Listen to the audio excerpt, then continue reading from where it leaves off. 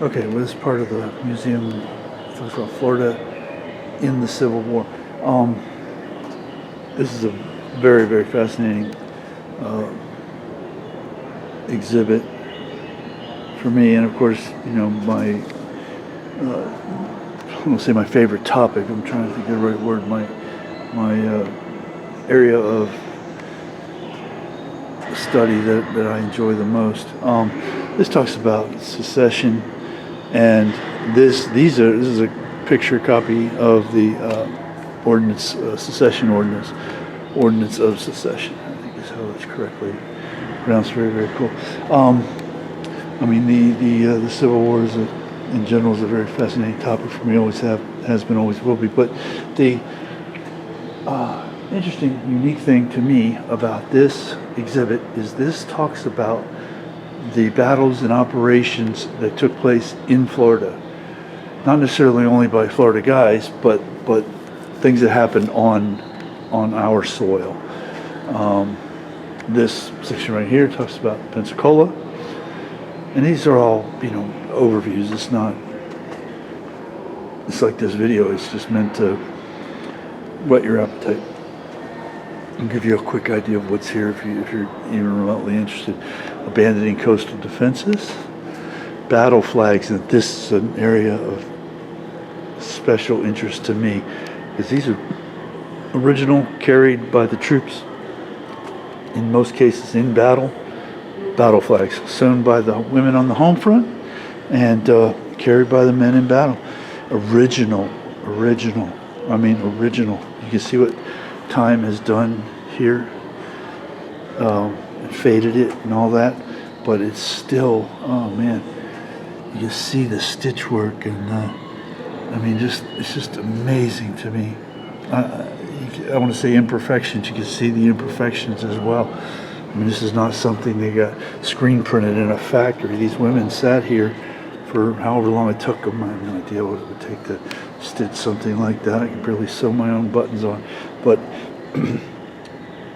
this was done with a lot of patience, a lot of care, a lot of love. There's two more flags in this exhibit. This talks about the home front, the women on the home front, and their contribution, of course, is every bit as important as the men's. I mean, it's always been the case in every way. This talks about the Florida within the context of the Confederate economy, which was primarily cattle and salt. We had a lot of salt works, and we drove a lot of cattle up and out to the various ports and that sort of thing. This talks about black Floridians and their contribution and role and lot. Of course, as with all of these exhibits dealing with the Civil War these days, there's going to be a certain amount of revisionism. This talks about the war ending.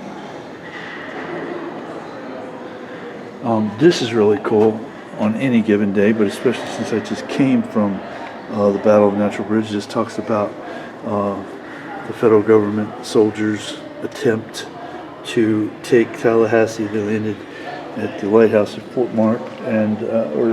St. Mark's, and trailed north, and were stopped at Natural Bridge where we just were. And in the grand scheme of battles of the Civil War, there were only maybe 2,000 guys at most involved in this. And this shows the movement. They came up, went along the river, apparently turned back at this bridge here, this junction, and were met here by Confederate forces from Tallahassee and returned back. The Union Navy in Florida waters. And again, that's one of the coolest things to me, if not the coolest thing about this particular exhibit, is this shows the everything happened in Florida.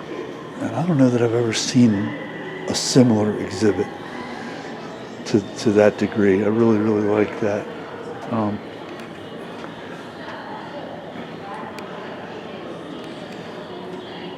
This is another Florida flag. This is 5th Regiment, Florida Volunteer Infantry, 62 to 63. So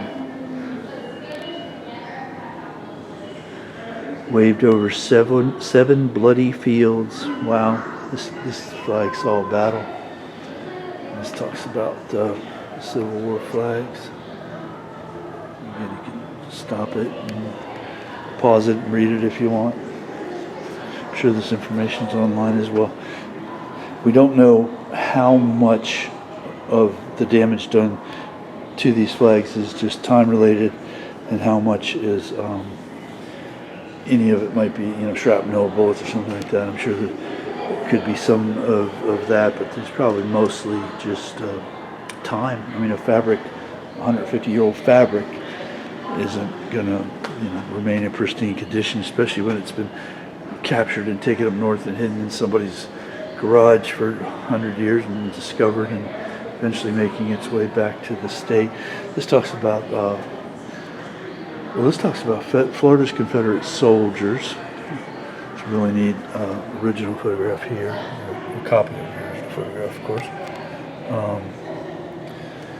Pensacola, and that's Dickinson. I forget he had a name on it. It's the Swamp Fox. Battle of Olustee, the largest battle in the state of Florida. The federal government troops tried to take Tallahassee, take the railway, cut off the rail lines, etc., and were turned back at Olustee.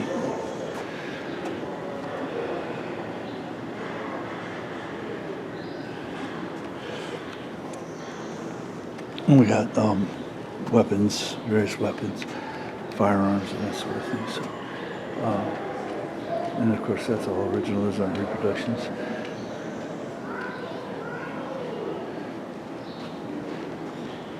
And no cannon. Very cool stuff.